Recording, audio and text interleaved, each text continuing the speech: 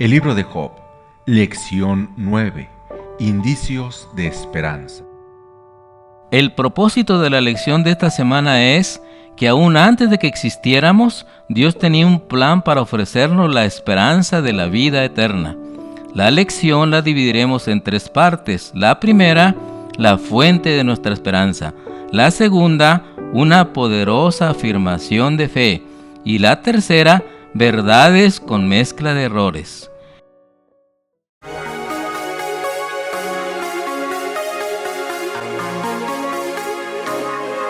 Frecuencia cristiana.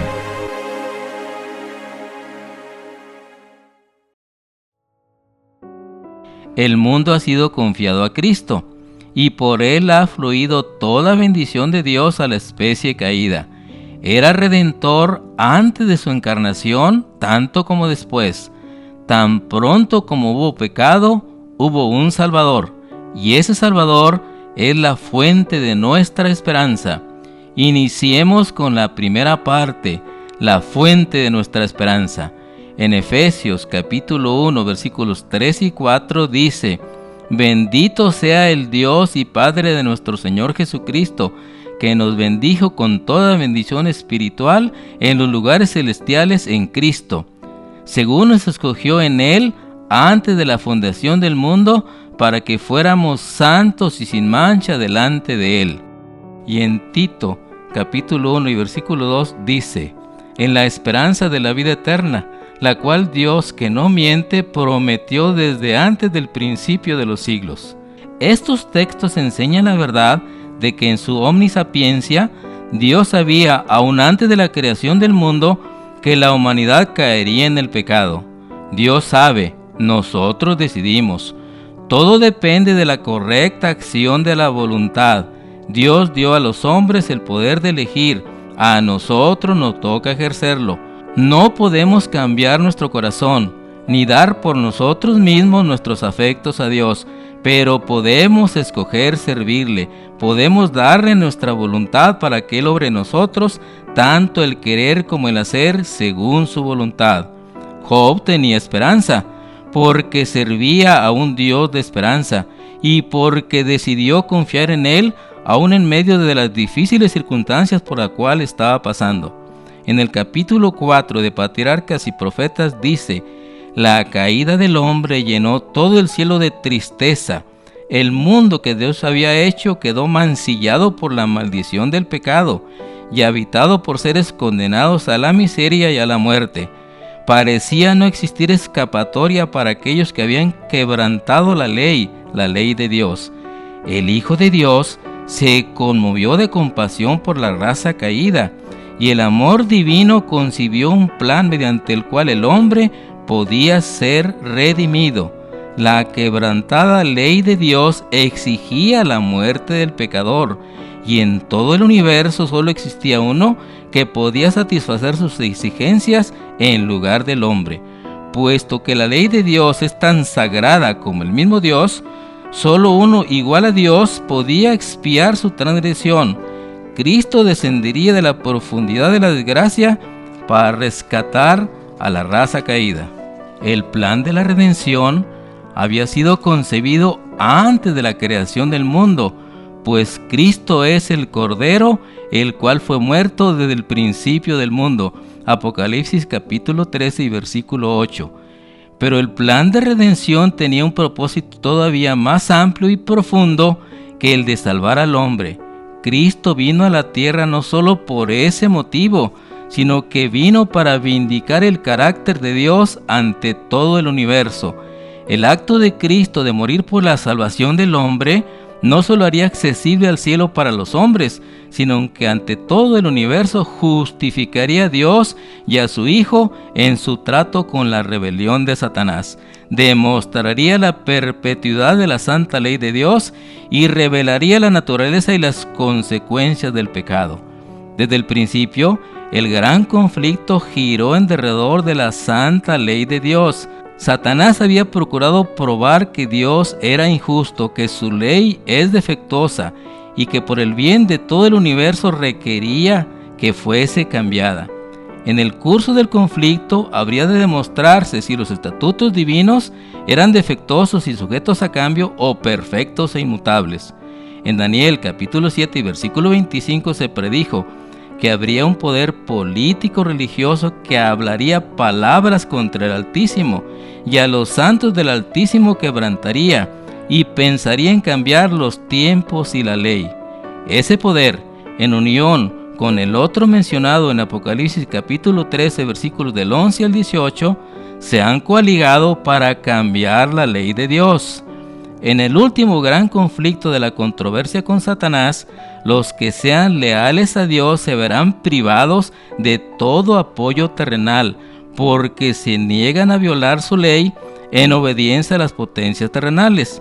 Se les prohibirá comprar y vender, y Satanás dice: por temor a que les falte el alimento, se unirán al mundo en la transgresión de la ley de Dios, y la tierra quedará completamente bajo mi dominio. Dios sabe quiénes serán fieles. A nosotros nos toca decidir como Job, que aún en momentos difíciles exclamar: aunque Él permita que muera, en Él confiaré. Pasemos a la segunda parte, una poderosa afirmación de fe. En Job capítulo 13 y versículo 15, este dice: he aquí, aunque Él me matare, en Él esperaré. Con todo lo que le había sucedido, Job sabía que la única cosa que todavía no le había alcanzado era la muerte, que bien podía venir, pero aun si eso ocurría, Job moriría confiando de todos modos en Dios. ¿Cómo hizo Job para retener su fe en Dios en medio de todo lo que le estaba ocurriendo? En Santiago capítulo 2 versículos 19 y 20 dice: ¿tú crees que Dios es uno? Bien haces. También los demonios creen y tiemblan. ¿Mas quieres saber, hombre vano, que la fe sin obras es muerta? La así llamada fe en Cristo, que según se sostiene exime a los hombres de obedecer a Dios, no es fe, sino presunción. Donde no solo existe una creencia en la palabra de Dios, sino que la voluntad se somete a Él, donde se le entrega el corazón y los afectos se aferran a Él, ahí hay fe, una fe que obra por el amor y que purifica el alma. Así es como podemos entender la poderosa afirmación de fe de Job. En Hebreos 11:1 dice: es pues la fe la certeza de lo que se espera, la convicción de lo que no se ve. Y en Hebreos 11:6, pero sin fe es imposible agradar a Dios, porque es necesario que el que se acerca a Dios crea que le hay, y que es galardonador de aquellos que le buscan. La fe es una cosa muy sencilla: tener confianza en Dios. También la fe es la creencia puesta en acción. ¿Y cómo se desarrolla la fe? Romanos 10:17. Así que la fe es por el oír, y el oír por la palabra de Dios.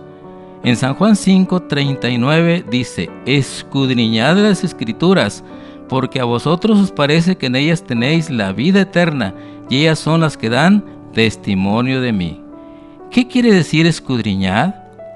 Es mejor tomar un pasaje de la Biblia hasta que su significado nos resulte claro y evidente su relación con el plan de salvación, que la lectura de muchos capítulos sin un propósito definido y una instrucción positiva. ¿Lo estamos haciendo nosotros diariamente? Solo los que hayan escudriñado diligentemente la Biblia serán librados de los engaños de este último tiempo. Velad y orad para que no entréis en tentación. El espíritu, la verdad, está dispuesto, pero la carne es débil. Sin oración incesante y vigilancia diligente, corremos el riesgo de volvernos indiferentes y de desviarnos del sendero recto. San Mateo 28:19.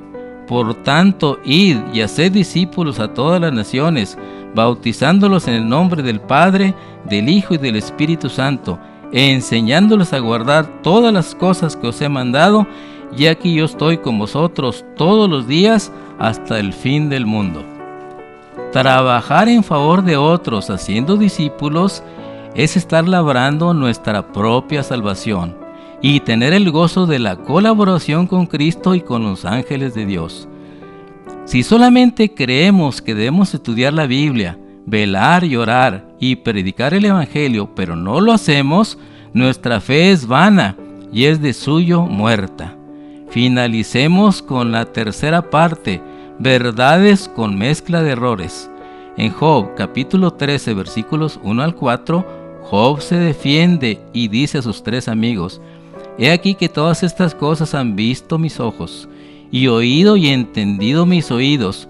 Como vosotros lo sabéis, lo sé yo.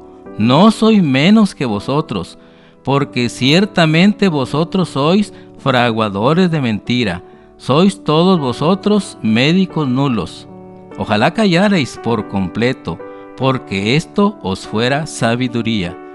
Gran parte del libro de Job consiste en la defensa contra lo que él sabe que es una mezcla de verdad y error. Seguramente sería mejor no hablar que equivocarse al hacerlo. ¿Quién de nosotros no ha experimentado cuán cierto es esto? Aunque Job no podía comprender por qué todo eso le había sobrevenido, sabía lo suficiente para reconocer que lo que esos hombres estaban diciendo los hacía fraguadores de mentiras. Si Job sabía lo suficiente para la salvación sin tener la Biblia, nosotros que sí la tenemos, debiéramos de seguir la indicación que el Señor nos da en el Camino a Cristo en el capítulo número 10. La Biblia no fue escrita solamente para gente erudita, al contrario, fue destinada a la gente común. Las grandes verdades esenciales para la salvación están claramente reveladas en la Biblia como la luz del mediodía, y nadie tiene por qué equivocar el camino, solo los que sigan su juicio privado en vez de la voluntad divina tan claramente revelada. No debemos conformarnos con el testimonio de hombre alguno en cuanto a lo que enseñan las Sagradas Escrituras, sino que debemos estudiar la palabra de Dios por nosotros mismos. Si dejamos que otros piensen por nosotros, nuestra energía quedará mutilada y limitada nuestras aptitudes. Si no queremos que las Sagradas Escrituras estén veladas para nuestro entendimiento, de modo que no podamos comprender ni las verdades más simples, debemos tener la sencillez y la fe de un niño y estar dispuestos a aprender e implorar la ayuda del Espíritu Santo. Cuando el libro de Dios se abre sin oración ni reverencia, cuando los pensamientos y afectos no están fijos en Dios o no armonizan con su voluntad, el intelecto queda envuelto en dudas y entonces con el mismo estudio de la Biblia se fortalece el escepticismo. El enemigo de Dios se posesiona de los pensamientos y sugiere interpretaciones incorrectas. Cuando los hombres no procuran estar en armonía con Dios en obras y en palabras, por instruidos que sean, están expuestos a errar en su modo de entender las Sagradas Escrituras, y no es seguro confiar en sus explicaciones. Para llegar a la verdad, debemos tener un deseo sincero de conocerla y en el corazón buena voluntad para obedecerla. Todos los que estudien las Sagradas Escrituras con este espíritu encontrarán abundante evidencia que es la palabra de Dios y podrán obtener una comprensión de sus verdades que los harán sabios para salvarse. Resumiendo lo anterior, si queremos entender correctamente la verdad en la Biblia, debemos primero acercarnos a ella como un niñito que quiere aprender. En segundo lugar, pedir la iluminación del Espíritu Santo y después tener disposición de obedecer. Cristo dijo en San Juan capítulo 7 y versículo 17, el que quiera hacer la voluntad de Dios conocerá de la doctrina, si viene de Dios o yo hablo de mí mismo. En vez de dudar y cavilar en cuanto a lo que no entendamos, prestemos atención a la luz que ya brilla sobre nosotros, como en el caso de Job, y recibiremos mayor luz. Mediante la gracia de Cristo, cumplamos todos los deberes que hayamos llegado a entender y seremos capaces de comprender y cumplir aquellos de los cuales todavía dudamos. De esta manera, evitaremos la mezcla de verdad con errores, como los amigos de Job, que afecten nuestra vida espiritual. Decidamos hoy confiar en la fuente de nuestra esperanza que es nuestro Dios, tener una firme y poderosa fe como Job en este tiempo final del gran conflicto y tener siempre en nuestro corazón el cántico que dice: la esperanza de mi corazón es la venida del Señor. Gran fe tenemos la que Cristo da, fe en sus promesas de amor. Ya del tiempo es el fin, cuando la humanidad se despierta al pronunciar: aleluya, Cristo es Rey. La esperanza de mi corazón es la venida del Señor.